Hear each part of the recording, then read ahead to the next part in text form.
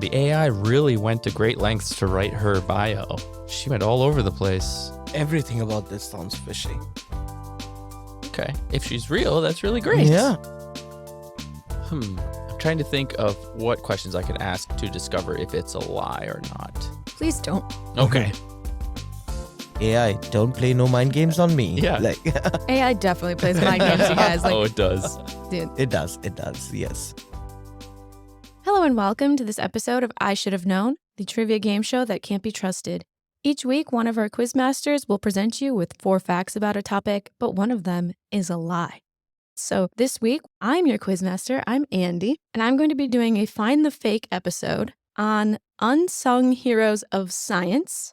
So I will give you 4 people who have contributed to scientific advancement, but maybe have been overlooked. But the fake, I did not invent.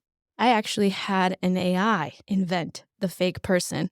So everything about them, the bio, personal details, where they're from, when they were born, everything the AI invented, not me. So join our other hosts, Sups and Tanner, in figuring out which one of the unsung heroes is an AI fake.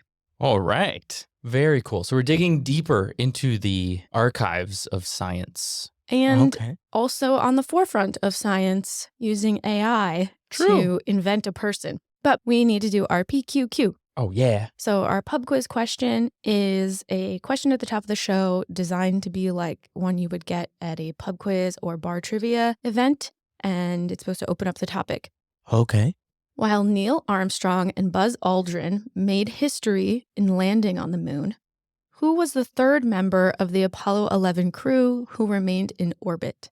I know his story. He went all the way there and he never landed, but I can never remember his name. Yes. But there's a phrase, right, to describe this person. He was the loneliest person, right? Yes. Yeah, that's another Mhm. fact that he was the farthest any human has ever been from any other human. Yeah. Right. Yeah. Oh, But to answer your question, I mean, we know of the guy, Right. but I can't. is it like James Collins or something? I might give it to you because that's Yeah. his last name. Okay. It is Michael Collins. Michael Collins. Michael Okay. Collins, also called the Forgotten Astronaut. Mhm. Yeah. Yes. Yeah, so as the 3rd member of the historic Apollo 11 crew, he's often overlooked by the 2 members who actually walked on the moon.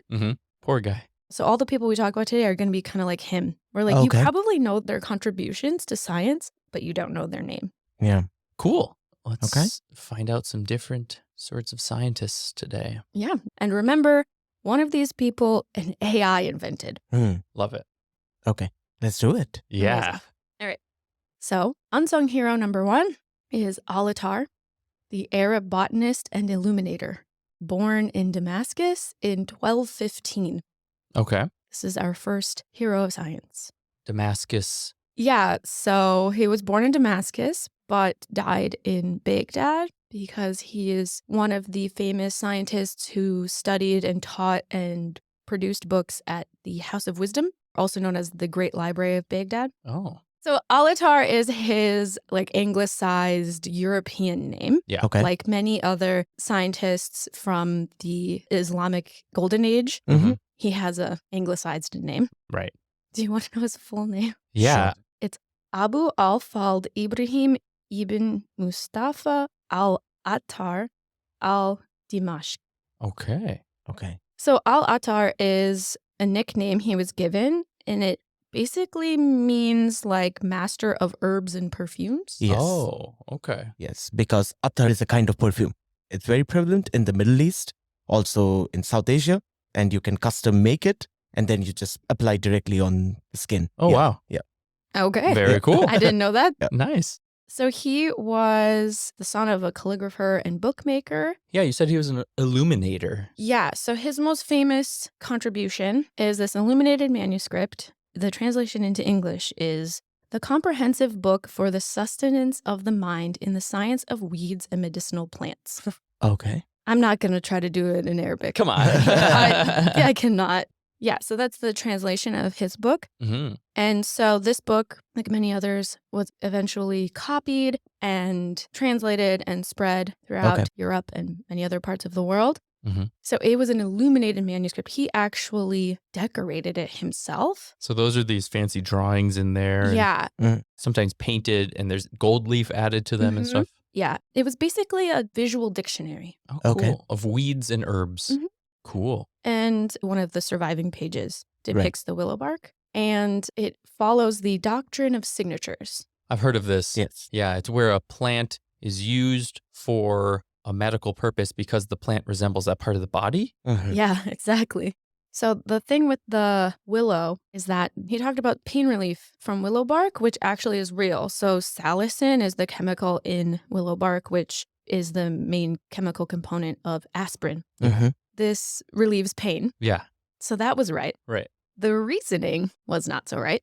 Yeah. Al-Attar, he reasoned that because the leaves of a weeping willow look like someone weeping, Okay. that they would naturally relieve pain. Yeah. As it like someone weeping from pain. Very logical. Yes. Yeah.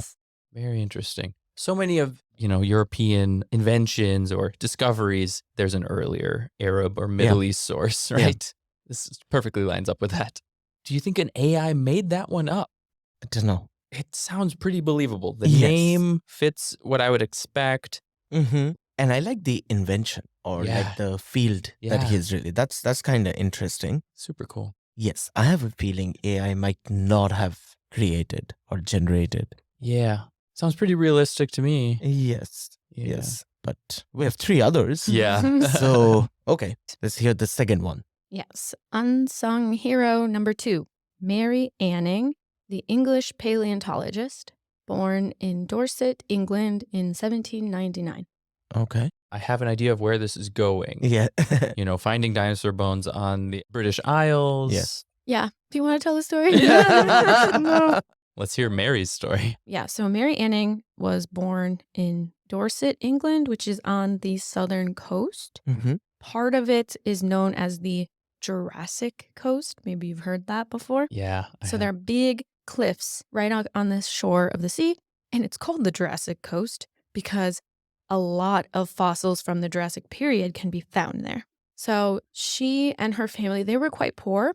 Okay. And they made money by selling fossils. Oh, like as a novelty. Like just anyone. Mhm. Okay. So she was completely self-taught.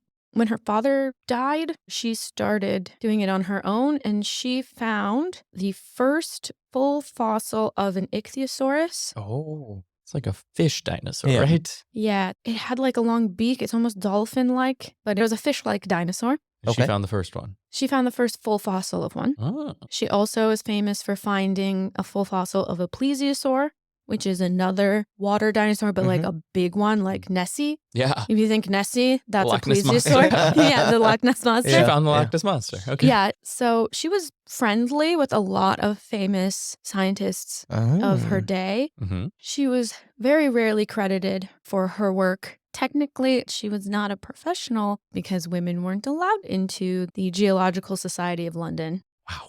Yeah. Even unsung in her day. Yeah, but many people say that Darwin was influenced by her research because she found many intermediate fossils. So fossils that are like between 2 species. Mm-hmm. Okay. But one cool thing is these very specimens that she found are now in the Natural History Museum in London. Okay. So you can go see them now. That's exactly what I was going to ask. Like, did we recognize her today? Are we showing her fossils and giving her credit now? Yeah, That's you can go great. see them. Okay. If she's real, that's really great. Yeah. I mean, I think this is a potential fake. Yeah. If I compare this story to the first one, Mm-hmm. I think this is just about creative enough for AI to Yeah. come up. Like, sure. I mean, it's a movie plot that we've Yeah. seen. You get the cameo from Darwin. You get a cameo from Darwin. I'm trying to think of what questions I could ask to discover if it's a lie or not. Please don't. Okay. What was her name again? Mary Anning? Mary Anning. Okay. Yeah, it's not one of those names that's like, oh, it's Darwin backwards or something like a human might make up. Oh. It's like AI style. Yes. These I are- like how you're thinking, but yeah, we give Yeah. AI too much credit. Yeah. Yeah, I was going to say, I feel like the AI usually gives like dumb names. They like give that. it away. Yeah. Okay. Hmm. I think the first one's more likely than this one to be real. I think this one's more likely to be a fake, like you. Yeah, that's what I So- have a feeling. Yeah. We're halfway there. Yes. Unsung Hero number 3, Cheng Xiong-Wu, the Chinese-American physicist. Born in China in 1912. She moved to the U.S. and went to school for her PhD at the University of California, Berkeley. Okay. So she went to Berkeley, and then she got a job at Princeton, and then she eventually went to Columbia, where she became the first female tenured physics professor. So during World War II, she stayed in America and worked on the Manhattan Project. She worked on the uranium enrichment. Okay. So she did a lot of experiments. So she's very well known for her experiments. She didn't propose so many theories, but she did a lot of experimenting. Okay. So she eventually did what is known as the Wu experiment, which proved that parity is not conserved during subatomic reactions. Okay. I feel like I have to take a class at Berkeley to understand this. I don't fully understand. Yeah. But the important thing is that there was such a thing in science at the time called the law of conservation of parity. And parity is basically symmetry. Okay. So she did some experiments that were like, that doesn't seem so true. So then 2 other scientists that she knew, Tsung-Dao Li and Chen-Ning Yang, published a work in 1957 based on this, rewriting the law of conservation. Wow. Using her experiment. They were nominated for a Nobel Prize, and whoever nominated them included her. But for some reason, the Nobel Committee snubbed her. They removed her and gave them the Nobel Prize in 1957. So she did not get it. Oh, no. They tried for many years to nominate her. Yeah. She was awarded some other prestigious awards, but are like only known among physics people. Okay. Yeah. She did some really interesting things that I do not fully understand. She studied hemoglobin. She proved beta decay. She was very famous for experiments. If you had a theory and you wanted to test it, you go to Dr. Wu. Dr. Wu knows what to do. Wow. That's very interesting. The AI really went to great lengths to write her bio. She went all over the place. Everything about this sounds fishy. Oh, yeah? Yes. Yeah, if you boil it down, she was born in China, moved to America, studied at the best schools, revolutionized physics experiments, even helped make the atomic bomb, and never got a Nobel Prize. And that's the point that's bothering me. It's a very well-rounded story. It's fishy to you? Yes, this sounds fishy to me. Yeah. For Dr. Wu, I think it sounds pretty fake. Yeah. There's a lot of details, even more than the other ones. Yeah. So the AI is really trying to convince you. Exactly. And I love it touched all the universities. Yeah. You know, you went to Berkeley, Columbia, Yeah. Princeton. I mean, if she was real, then hats off to her. That's awesome. I mean, but sure. I'm just surprised AI didn't include Harvard there. Why leave Harvard out? their physics department isn't good enough for her. Yeah. Yeah. I have no idea. Yeah. Highly skeptical of it. Yes, I know, right? Okay, so let's listen to the 4th unsung hero. Yeah. See if this one is even less likely. Yeah. All right. Unsung hero number 4 is Gladys West, who is a Black American mathematician born in 1930 in Virginia. She's still alive, actually. Okay. Okay. So she was born in rural Virginia to a family of sharecroppers. She studied at Virginia State College, which is now called Virginia State University. It is a famous HBC, historically Black college. So she got her bachelor's degree there. And then in 1952, she graduated and went to teach math at segregated schools. So this was during segregation in the American South. So schools were split up between schools for white kids, schools for Black kids. So she didn't love that too much. She applied for many government jobs, was overlooked, went back to school, got an advanced degree. Eventually, she was hired. She was the 4th Black employee ever hired at the U.S. Naval Proving Ground, which is like a research facility for the U.S. Navy. Okay.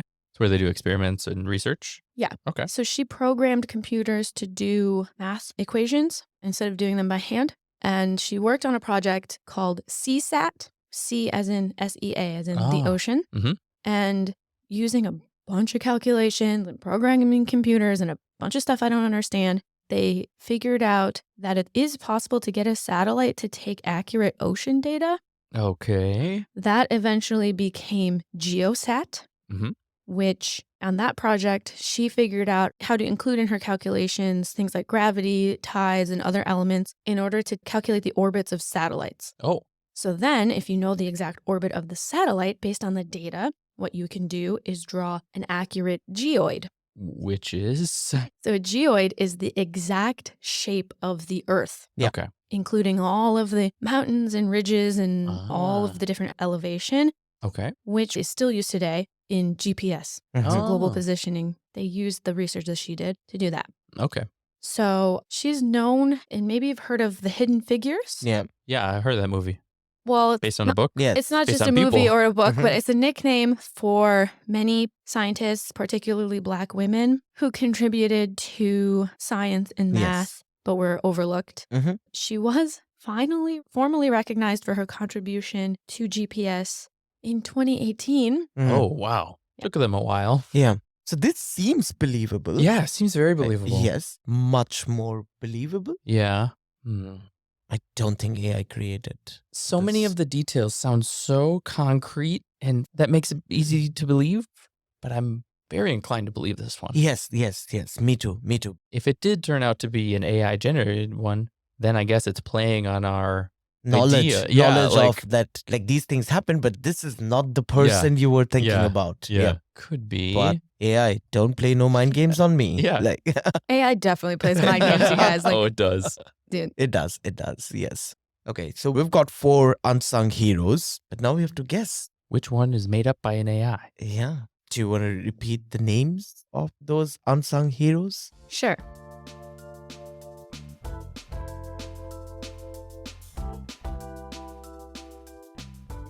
Unsung heroes of science. One of these was created by an AI. So, hero number 1, Alatar, the Arab botanist and illuminator. Hero number 2, Mary Anning, the English paleontologist. Hero number 3, Chen Xiong Wu, Chinese American physicist. And hero number 4, Gladys West, the Black American mathematician. One of them an AI invented. Okay. So 1 and 4, Okay. I think are real. Yeah. I think the choice comes down to Mary and Dr. Wu. Right. Yeah. I think the exact same thing. I think we can spread ourselves and guess like it's either 2 or 3. Yeah. You know, the thing is, Dr. Wu really bothers me. Okay. Like, because the details are like so specific. Feels very AI to me. Okay. Yeah. So I think I'm going to pick Dr. Wu. Okay. Yeah. Yeah. I think the second one, I think this connection to Darwin is just so iffy. Something, Yeah. I don't know. I feel like an AI would drop that in as like a hidden nugget. So I Yeah. think the second one is fake. Yeah. I'm going to pick Dr. Wu Okay. as the AI generated one. All right. And Mary Anning, number 2 for me. All right. So, your guesses are in. Mm-hmm. Enlighten us. So, the AI invented person is Alatar. Number Mm. 1. Oh, The AI invented him. no way. Yeah. Wow. But now it's coming to me like an Athar. Like it can't really be a person's name. Yeah. You think, It's a perfume. right. Right. That's literally what it means. Right. So, he gave this whole name, and it's like, oh, it's Alatar because it's like the perfume reference. Like, it was making a joke. Yeah. Yeah. Mhm. Also, if you happen to be a real history buff, the House of Wisdom was destroyed in 1258 by the Mongols. I see. Yeah. Timeline doesn't line I up. know, and I no. was like, AI, what the heck? It just was like, nope. Yep. Wouldn't he have been at the House of Wisdom when Yeah. it was destroyed? But he Yeah. never mentioned that. Oh boy. Yeah. How did you get it to make this person up? So I asked it to give me a fake Arab scientist from the Middle Ages. Okay. And it gave me a couple different things. It was from Damascus. He went to the House of Wisdom. It picked the years that he was alive. It's actually quite late. This is really the end of the Islamic golden era. So like most of the scientists that it's inspired by were in like the 10th or 11th century. So it Right. kind of took a bit of work. But Yeah. it took so much hand holding. It did Yeah. take Getting a it to do it. lot of hand holding because it kept being very vague. Yeah. Mhm. Maybe he did this. And I think we sort of didn't examine the timeline at Yeah. all. It also sounds a lot like the real life Avicenna, Yes. right? So- Ibn Sina? is Ibn his name? Sina, known as Avicenna in Europe. So I did eventually ask the AI, I was like, who are some real scientists like Alatar? Yeah. Mhm. And it said Ibn Sina, Mm, he was yeah. a physician. I think I remember that from History of Medicine. I did eventually ask it, what would a medical student in a history of medicine class learn about Alatar? No way. You might learn about the use of willow bark. Yeah. And, like, it invented that. That's awesome. It decided that. I don't know where it got this idea from. Wow. That is super cool, actually. Yeah. It did get creative It eventually. did, Yeah. it did. But I think it just needs a little bit of push. Yeah. It needed a push. But that's super cool. I Yeah. really like it. Yeah. Yeah. That's really nice. Yeah. I kind of felt bad at the end because I was like, this is impossible. Yeah. This So sounds good. so real, which is also terrifying. Yeah. Yes, which it did. And we, as you clearly saw, we didn't even debate about Yeah. it. It's like, Yeah. well, it's true. The Yeah. robot got you guys. Yeah. Well, job well done. Like, Nice job. you fooled us. So, It's scary and impressive. yeah, Nice. well, I should have known. I should have known. Thanks for listening to this episode of I Should Have Known. We will be continuing AI Should Have Known, the theme for this month. All of our episodes are now on YouTube. It's just the audio for now, and we're hoping to get some more things up there. So it's a great place if you want to leave a comment, especially if you are actually listening right now on YouTube. You should definitely leave a comment. Did you figure out that the AI had invented Alatar? What do you think about the fact that the AI could do this? And, you know, the classic YouTube like, subscribe, comment. If you're listening on a traditional podcast platform, please leave us a review of some kind. You can now comment on Spotify, so same question for you. And we will be finishing up our AI theme next week. Very exciting. The AI is going to be the Quizmaster. So that should be amazing. Definitely be on the lookout for that one. And as always, thanks for listening. Please tell me one of us is right. I think we are.